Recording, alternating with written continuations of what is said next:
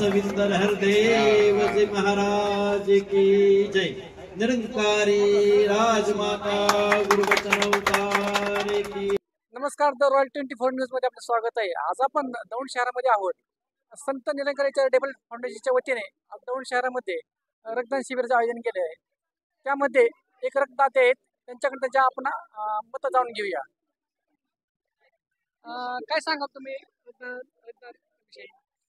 रक्तदान हे प्रत्येक व्यक्तीने केलंच पाहिजे आणि रक्ताचं महत्त्व आपल्याला कधी कळतं की ज्यावेळेस आपल्यावरती प्रसंग येतो त्यावेळेस त्याचं महत्त्व कळतं। जर आपण लोकांसाठी दिलं किंवा आपण जर कोणाचा जीव वाचवला तर कोणीतरी आपला जीव वाचण्यासाठी निश्चित रक्तदान करत असतं। म्हणून माझी सगळ्यांना विनंती आहे की आपण रक्तदान करावं। मी साधारणतः 1994 पासून रक्तदान करत आहे। वर्षातून कमीत कमी 2 ते 3 वेळा मी रक्तदान करतो, म्हणजे आजपर्यंत जवळजवळ 65 ते 70 वेळा मी रक्तदान केलेलं आहे।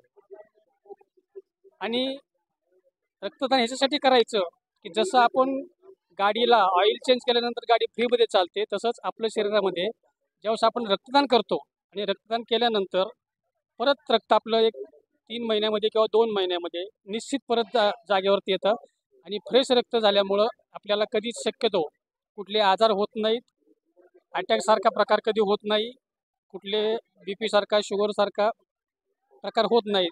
याचं कारण असं की आपण वेळच्या वेळी रक्तदान केलं पाहिजे। आणि रक्तदान करताना किंवा केल्यानंतर जनरली असं शास्त्रज्ञांचं मत आहे की रक्त हे ॲक्सिडेंटमध्ये सांडलं जातं, पण ज्यावेळेस आपण रक्त देतो तर ते रक्त दिल्यानंतर असं म्हणतात की त्या व्यक्तीचा ॲक्सिडेंट सहजासहजी परमेश्वर होऊन देत नाही आहे। रक्तदान हे आमच्या सद्गुरूची शिकवण आहे की रक्त नाड़ियों में बहना चाहिए बल्कि नालियों में नहीं। त्याच्यामुळं काय होतं, तुमचं रक्त एक तर रक्तदान केल्याने रक्त शुद्ध होतं, दुसरी गोष्ट तुमच्या रक्तदान केल्याने एखाद्याचा जीव वाचतो, त्यामुळे रक्तदान करायचं। आणि रक्त केलंच पाहिजे, वर्षाला तर रक्त केलंच पाहिजे माणसाने। त्यानं काय होतं की रक्तदान दिल्यानं आपलं रक्त पण नवीन रक्ताची तयारी होती आणि रक्त शुद्ध होतं। तुम्ही काय सांगा? पहले से बोलूँगा कि प्रेम से बोलिए धन निकाल। जो मिशन है वो रक्त जो है नालियों में न बह के नाड़ियों में बहना चाहिए।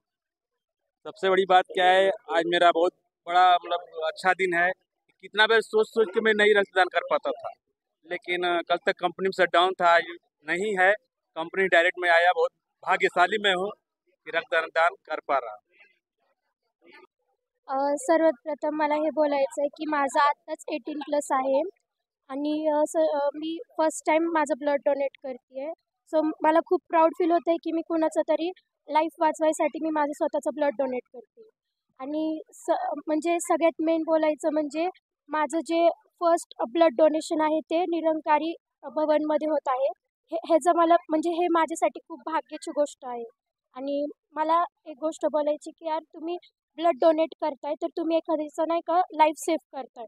आणि माझी हीच इच्छा आहे की मी जे ब्लड डोनेट करते हे कुठल्या तरी नाही का कॅन्सर पेशंटला जावं, आणि हीच माझी लास्ट विश आहे। थँक्यू।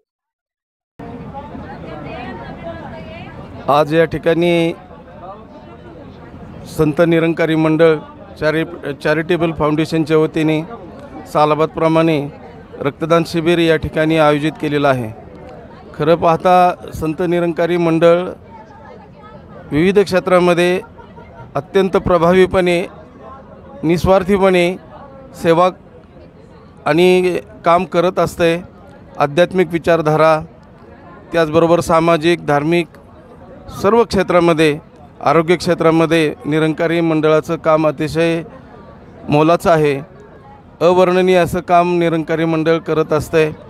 वर्षामध्ये वेगवेगळ्या ब्रँचमध्ये सतत रक्तदानासारखं महान कार्य या ठिकाणी चालू असतं।